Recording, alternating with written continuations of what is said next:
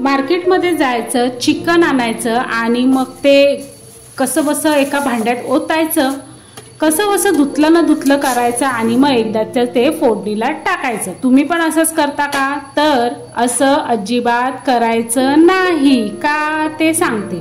तर कधी पण चिकन मार्केटमधून आणल्यानंतर ते साफ करायचं असतं। हो, साफ करायचं असतं स्वच्छ, तसंच ते कालवण त्याचं करायचं नाही। तर आता तुम्ही म्हणाल ते तर त्यात तरी काय साफ करायचं, तर सांगते चला। चला तर बघा, आता ही मी एक कैची आणलेली आहे। डीमार्ट मध्ये काहीतरी 129 की 130 रुपयाला मिळते, पण ही कैची इतकी युजफुल आहे, खूप युजफुल आहे आणि वापर केल्यानंतर ती स्वच्छ धुवून ठेवायची। तर आता आपण चिकन साफ करूया, चला।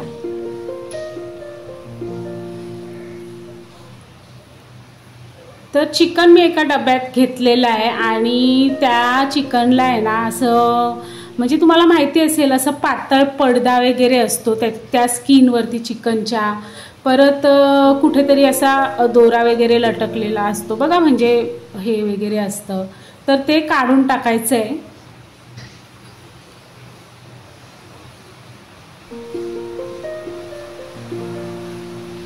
प्रत्येक पीस बघायचा, कारण एक असा स्किनला पातळ पडदा असतो, तो कधीही घ्यायचा नाही चिकनचा। परत काही वेस्टेज पार्ट असतात तर ते काढून टाकायचे। आता मी साफ कसं करते ते तुम्ही पूर्ण बघा, मग तुम्हाला समजेलच।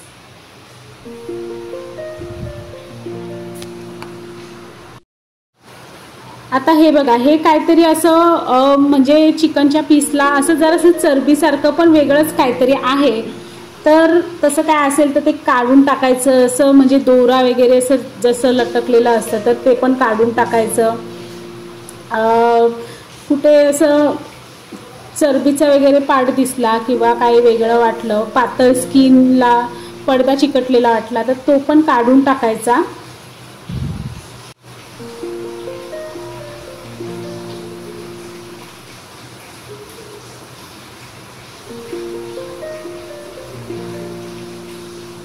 आता हे बघा, हा पीस आहे ना, याला खूप मोठा चरबीचा पार्ट आहे।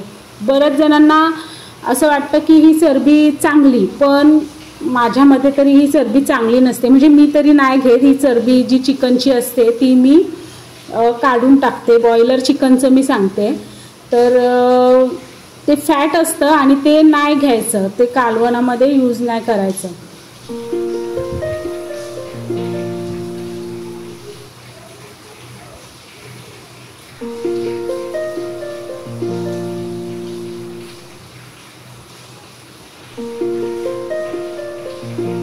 आता हे बघा, मी हा जो पेठा, आता या भागाला पेठा बोलतात, आपण जनरली बोलतो, आणि याला जो असा भाग असतो तर हा पण आपण वापरायचा नाही कालवणात, हा काढून फेकून द्यायचा, कारण हा पण चांगला नसतो। तर तसंच पेठ्याला जी चरबी लागलेली असते आणि दुसरी पण काहीतरी छोटी मोठी घाण असते बघा पिवळ्या कलरची, तर ती पण काढून टाकायची असते।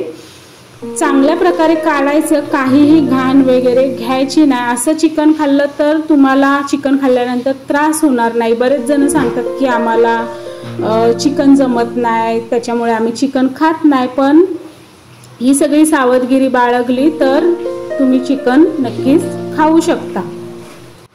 तर बघा, आता बऱ्यापैकी मी घाण या डब्यामध्ये जमा केली आहे, एवढी सगळी घाण जमा झाली आहे आणि हे आता साफ केलेलं चिकन एका वेगळ्या याच्यामध्ये घेतलेलं आहे। चिकन तर साफ झालं, मग आता काय करायचं, नुसतं धुवायचं आणि पटकन टाकायचं असं नाही, तर धुवायचं कसं ते पण सांगते मी। तर आता तुम्ही काय करत असणार, हे असं धुवणार तुम्ही आणि मग जे पाणी साचलेलं असेल ते तुम्ही असं करून काढत असणार, तर तसं करायचं नाही। भांड्यामधलं चिकनच्या भांड्यामध्ये पाणी घ्यायचं आणि चिकन परत त्याच्यातून ज्या पद्धतीने मी काढते तशा पद्धतीने प्रोसिजर करायची आहे।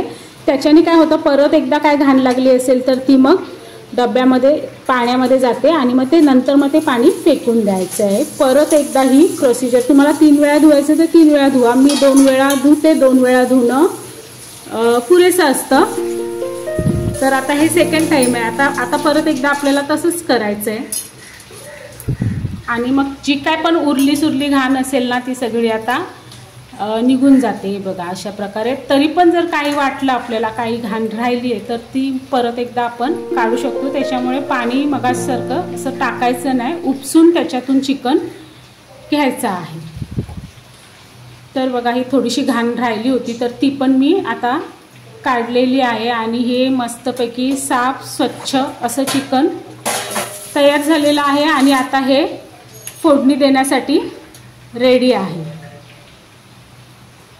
तर बघा अशा प्रकारे चिकन साफ करत जा. अशा प्रकारे चिकन साफ केलं तर चिकन खाल्ल्यानंतर जे त्रास होतं, काही जण सांगतात पोटात दुखतं, काही जण सांगतात आम्हाला जमत नाही, तर हे जे पार्ट घ्यायचे नसतात ते पहिले काढून टाकायचे असतात, साफ स्वच्छ करायचं आणि मगच चिकन करायचं असतं. तर मला जी माहिती होती ती मी तुम्हाला सांगितली. तुम्हाला ही माहिती होती का? माहिती असेल तर कमेंटमध्ये सांगा, नसेल तर तरीही सांगा आणि व्हिडिओ शेअर करा. चला आता हे चिकन मलाही फोडणीला टाकायचं आहे, घरचे येतील जेवण करायचं आहे. चला तर माहिती युजफुल वाटली तर शेअर नक्की करा. Bye bye.